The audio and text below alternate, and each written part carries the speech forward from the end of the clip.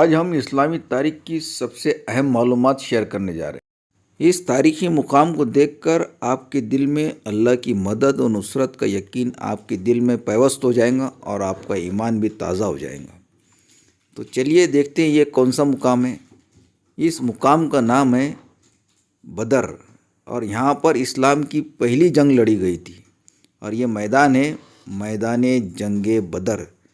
اسلام کی پہلی جنگ اسی مقام پر لڑی گئی تھی، جسے جنگ بدر کہا جاتا ہے۔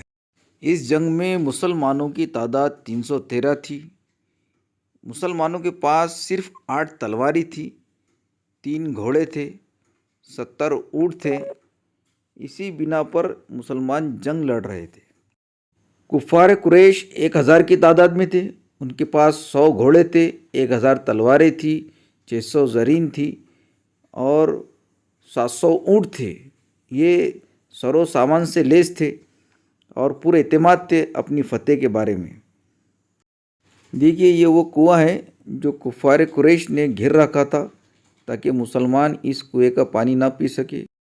ادھر 313 کی قیادت آپ صلی اللہ علیہ وسلم کر رہے تھے، ادھر کفار قریش کی قیادت ابو جہل کر رہا تھا۔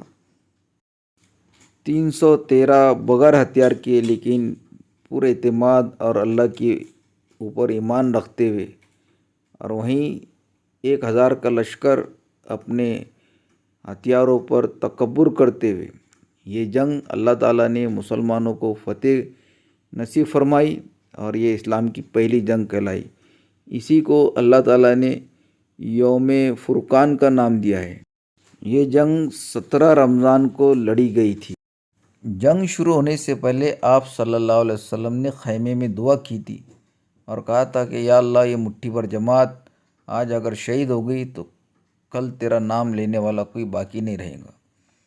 اور اللہ تعالیٰ نے ان کی دعا سنی اور جبریل امین آئے اور انہیں خوشخبری سنائی۔ پھر آپ صلی اللہ علیہ وسلم نے حضرت ابو بکر صدیق رضی اللہ تعالیٰ کو خوشخبری سنائی۔ تو جہاں آپ نے دعا کی تھی، جہاں خیمہ تھا، تو وہ خیمے کی جگہ مسجد تعمیر ہوئی۔ یہ دیکھیے یہ مسجد ہے، اور اس مسجد کا نام ہے مسجد العریش۔ یہاں پر عقیدت مند آ کر 2 رکعت نافل نماز ادا کرتے ہیں اور اپنے حق میں دعا کرتے ہیں۔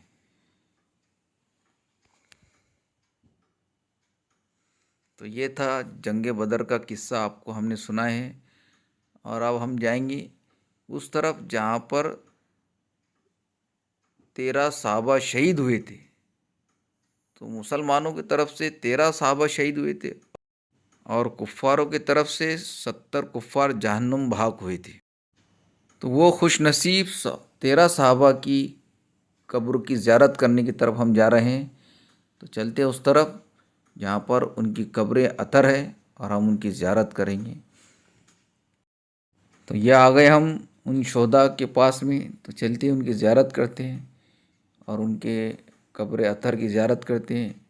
دیکھیے مقبرہ شہدائے بدر، یہ وہ مقام ہے جہاں پر 13 صحابہ مدفون ہیں۔ دیکھیے یہ ان کی مزار شریف ہے اور اندر جانے کی اجازت نہیں ہے۔ یہ چاروں طرف سے احاطہ گھرا ہوا ہے دیوار سے۔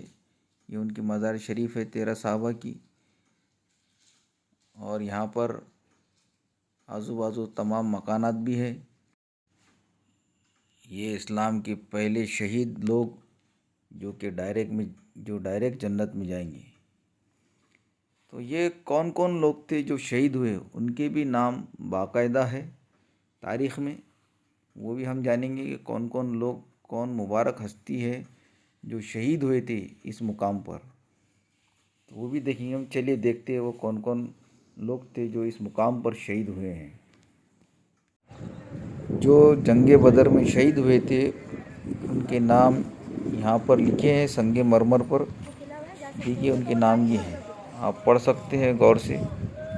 یہ وہ خوش نصیب لوگ ہیں جو جنگ میں شہید ہوئے تھے، جو جام شہادت پیے تھے جنہوں نے جنگ بدر میں، اور اللہ کے حکموں پر، اللہ اور اس کے حکموں پر لبیک کہا تھا اور اپنی جان قربان کر کے آج یہ اسلام کا درخت کس قدر وسیع و عریض ہو چکا ہے. ان 13 صحابہ نے شروعات کی تھی اس کی. دیکھیے یہ وہ میدان ہے جہاں پر یہ دفن ہے. اللہ تعالیٰ ان کے قبر کو اور نور سے بھر دے. کفار مکہ کی جانب سے 70 لوگ جان بحق ہوئے تھے اور 170 جو ہے وہ گرفتار ہوئے تھے اور باقی فرار ہو چکے.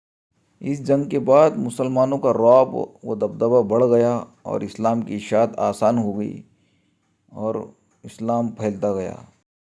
تو یہ شہداء کی زیارت اور جنگ بدر کا مقام اور العریش مسجد آپ کو بہت پسند آئیں گی. چلتے ہیں.